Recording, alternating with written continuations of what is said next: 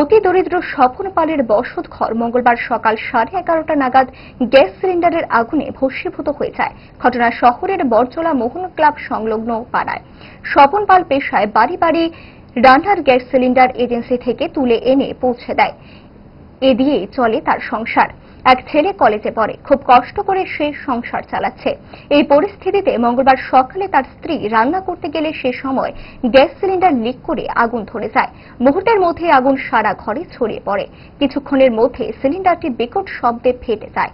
খবর পেয়ে আগরতলা এবং কুঞ্জবন ফায়ার সার্ভিসের দুটি ইঞ্জিন ঘটনাস্থলে পৌঁছে যায়। রাস্তা খারাপ থাকায় আগুন নেভাতে কিছুটা সময় লাগে বলে কুঞ্জবন ফায়ার সার্ভিসের ওসি কেশব সূত্রধর জানান। আমরা 12টা 30-এ একটা কল পাইছি, স্বপন পাল চাইনার বাড়িতে আগুন লাগছে। আমরা যথারীতি গাড়ি আমরা এখানে পাঠাইছি।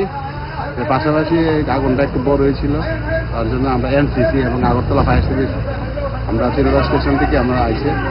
আবার পরে আমরা বিশেষ করে আগরতলা আর আমরা কুঞ্জবন ফায়ার স্টেশন আমরা এখানে ঢুকাইছি। রাস্তাটা খারাপ থাকবে না, আমরা একটু সমস্যা হয়েছে। নতুন রাস্তা হইতেছে,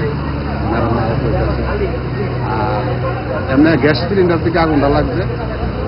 আগুনের ক্ষয় করতে প্রায় 4-5 লাখ টাকা হইল। কটা সিলিন্ডার ব্রাস্ট হয়েছে? একটা সিলিন্ডার ব্রাস্ট হয়েছে, আর একটা সিলিন্ডার আছে, গ্যাস টেস্ট করা গেছে।